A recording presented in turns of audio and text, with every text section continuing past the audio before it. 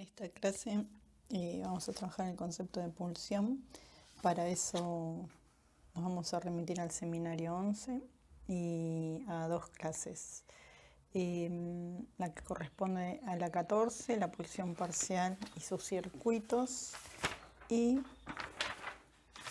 a la número 13 creo que es, sí, desmontaje de la pulsión. Ustedes tienen una guía para ir recorriendo el texto y sacando los conceptos principales, y el audio lo que pretende es hacer una pequeña introducción y armar un encuadre. Antes que nada, lo que tengo que decir es que nosotros trabajamos los registros que piensa Lacan. ¿Qué son los registros? Tal como lo dice su palabra. Registrar es anotar, tomar nota de alguna percepción, de algún dato, un dato que ingresa por nuestros sentidos. Cuando habla de registros, es eso, simplemente cómo nos relacionamos con el mundo externo y con el mundo interno. Hasta ahora lo que vimos fue el registro imaginario, para lo cual trabajamos el estadio del espejo.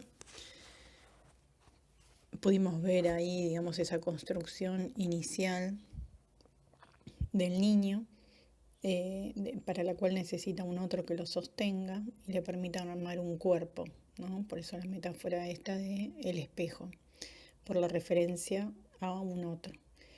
Vimos también el registro simbólico, que es fuertemente el de la palabra, del mito, del signo lingüístico, el significado, el significante. La pulsión, no porque no haya otros conceptos, pero la pulsión es lo que nos va a remitir al campo de lo real. Y vamos a ver que también el inconsciente, el trauma, el síntoma tiene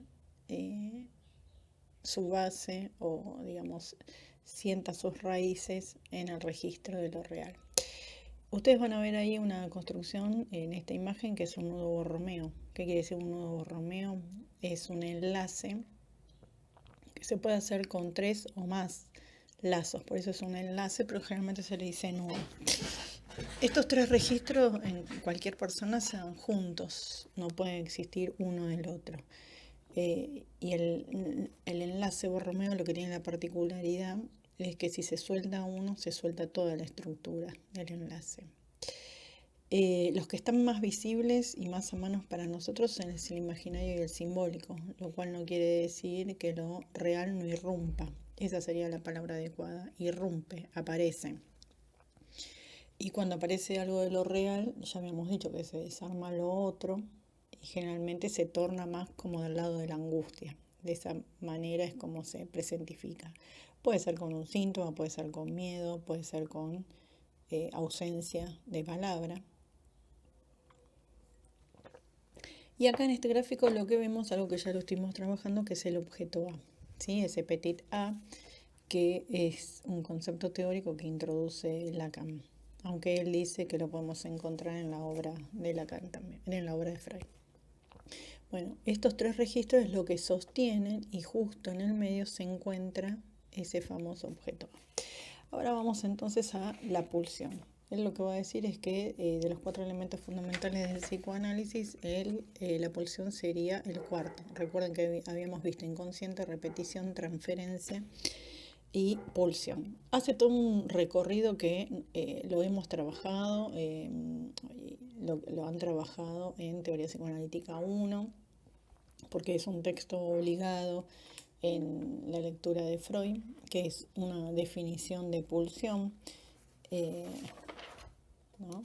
Acá la tenemos, ese concepto límite entre lo anímico y lo somático, como un representante psíquico, ¿no? De los estímulos que proceden del interior del cuerpo, arriban al alma, y le generan una exigencia de trabajo, ¿sí? A lo anímico, por su trabazón, dice ahí, o su conexión con lo somático. Va a nombrar esos 4 elementos necesarios cuando hablamos de la pulsión, siempre van de la mano estos 4 elementos: fuerza, meta, objeto y fuente. Y de las metas, van a ver qué dice ahí, ¿no? Los destinos pulsionales, o también lo van a ver como vicisitudes, es exactamente lo mismo, lo hemos visto. la represión, la sublimación, la transformación en lo contrario y la vuelta hacia la propia persona.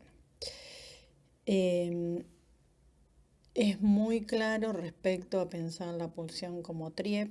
Recuerden que en estos seminarios él está haciendo una fuerte crítica a la escuela inglesa, que dice que no respetó las nociones conceptuales de Freud.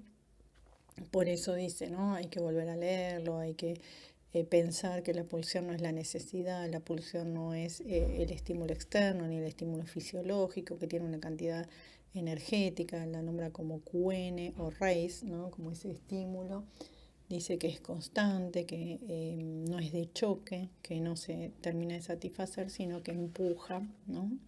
En forma permanente. Eso es todo lo característico de la pulsión. Entonces vemos que no es instinto, porque el instinto es un patrón de conducta. Los humanos no tenemos patrón de conducta y no es una necesidad, porque está, digamos, por fuera del orgánico. ¿Se apoya en una necesidad? Sí, por ejemplo, y ahí va a tomar a 3 ensayos, que también lo trabajamos, cuando hablamos de la pulsión oral, se apoya, dice, en la necesidad del niño de alimentarse, pero después nosotros lo vemos claramente, cualquiera que ve un niño, ve que el niño se satisface con el chupete o con el dedo o con, no sé, la teta de la madre y que no, eso la madre lo advierte rápidamente, ¿no? Y no tiene que ver con la alimentación, no es una necesidad fisiológica u orgánica, sino que ahí hay otro estímulo que se está satisfaciendo y esa es la pulsión. Y ahí cuando hablamos de estímulo, entonces de lo que vamos a hablar, ¿sí? Es de la noción de goce. La noción de goce es la más difícil y es la más oscura, a mi entender, en la literatura, digamos, lacaniana, pero la podemos definir, sí, por lo menos a grandes rasgos, como goce, como la satisfacción de la meta interna pulsional, ¿sí? Nosotros ya sabemos que la pulsión se satisface y eso lo vimos en más allá del principio del placer, que la satisfacción pulsional, que siempre se termina satisfaciendo, puede generar en el sujeto placer o displacer. Por eso hablamos de pulsión de vida, pulsión de muerte. Que se satisfaga, que llegue a la meta, no implica, digamos, que esté en consonancia con el principio de placer, ya que sabemos que la pulsión de muerte es una compulsión a la repetición y va más allá y hasta destrona el principio de placer. Todos conceptos que, si se fijan, ya lo hemos trabajado. ¿Qué es lo importante acá? Él dice entonces que entre las pulsiones y sus destinos y 3 ensayos, cuando habla de las zonas eróticas, ahí claramente suma esos dos, abrocha esos dos, y lo que va a decir entonces es que Freud nos dio las pistas de que las pulsiones son siempre parciales, que no tienen que ver con que estas pulsiones se ordenan hacia la procreación, como podría ocurrir, ¿sí? En una vida sexual adulta, sino que se siguen satisfaciendo en manera parcial. Entonces, lo que va a decir es que la pulsión no tiene que ver, ¿no? En la gráfica, como yo le digo, como el chupete, ¿no? Como el chupete. Porque ¿qué va a decir? Que la pulsión se satisface, acá lo vemos en el recorrido. Acá tenemos el petit a, que sería el objeto pulsional, ¿sí? Al cual remite Freud, ¿no? Que podríamos decir, digamos, si hablamos de las zonas erógenas, podría decir la boca, el ano o el falo. Ese objeto A, que puede ser, y dice él, en lo más lábil, ¿no? O sea, ¿qué quiere decir esto? Que puede cambiar, para cada uno de nosotros el objeto A puede tomar o encarnarse en de diferentes maneras. Si pensamos, por ejemplo, en la comida, lo que a mí me satisface no satisface al otro, y sin embargo, digamos, es comida. Cuando uno piensa en comer, no piensa en comer cualquier cosa, sino en algo particular, sí, que haga rasgo en consonancia con la satisfacción de uno. Bueno, lo que va a decir entonces es que se satisface en este recorrido, dice, hay un contorno de ese objeto y ahí la pulsión, por eso dice siempre, es parcial. Parece que ese objeto la va a satisfacer, pero sin embargo, una vez que lo rodea, ¿sí? Hay una satisfacción parcial y vuelve a lanzarse. Los nuevos elementos, o como los nombra él, ¿no? Diferentes respecto a Freud, son el Ein, a lo cual se llama el trayecto, ¿sí? El borde, ahora vamos a ver cuáles son los bordes pulsional, que tiene que ver con la fuente, es decir, dónde, ¿no? Aparece esa fuerza o ese Q energético pulsional. Y el gol es lo que en el tiro al blanco se llama como fijar un punto, ¿no? Dice, bueno, la pulsión llegó como si fuese una flecha, por eso al principio hay una cita, una reflexión que habla, ¿no? Del arco, que el arco es la vida, está en griego, si ustedes se fijan. Dice, ¿por qué? Porque parece, ¿no? Que llegó ahí a ese punto como si fuese una flecha, pero rápidamente se vuelve, ¿no? A enlazar. Por eso habla de un vaivén de esa pulsión. Y ahora vamos a ver también con qué otra cosa tiene que ver ese vaivén. ¿Cuáles son estos bordes?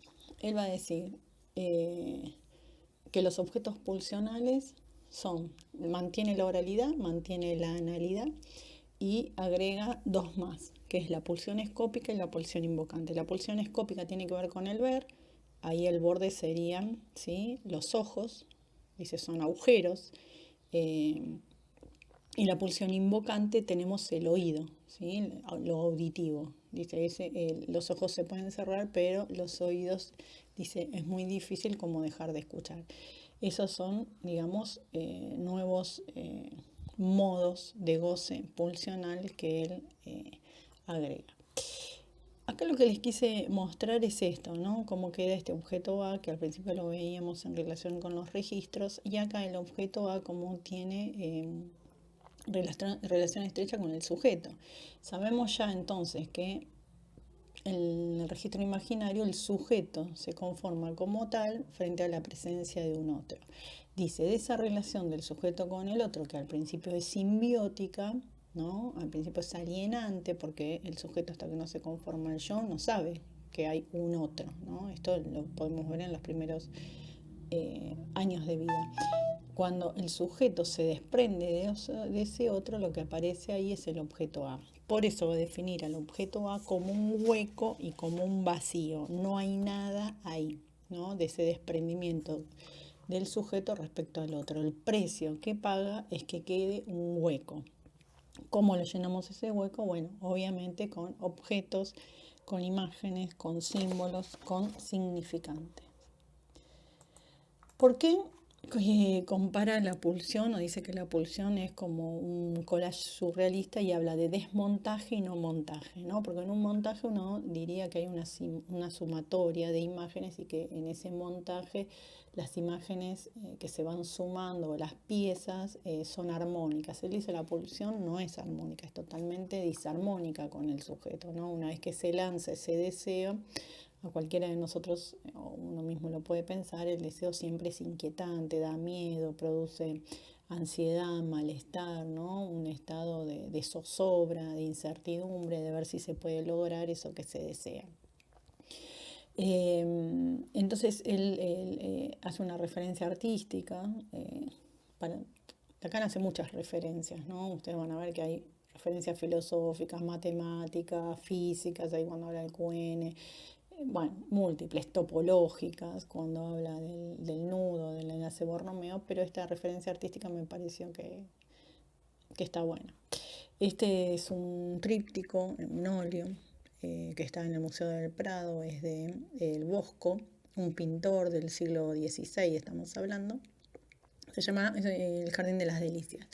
Son 3 paneles. En uno está el infierno, en el otro está el Edén, y en el medio el Jardín de las Delicias. Entonces, ¿qué dice? Que la pulsión, dice, es como este cuadro, es un cuadro surrealista. Son un montón de elementos, ¿no?, montados entre sí, pero que son, ¿no?, altamente disarmónicos y altamente peligrosos, ¿sí?, para cualquier sujeto. Poner en marcha la pulsión implica, como ya lo dije antes, cierta desarmonía, cierta zozobra, cierta incertidumbre, cierta molestia para cada uno.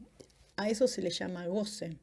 Ese goce, él lo pone en términos marxistas, económicos, dice, produce un plus, ¿no? Ese plus de goce es lo que siempre nos mantiene un poco alerta o en vilo. Entonces lo nombra y van a ver como el trop de mal, eso está en francés.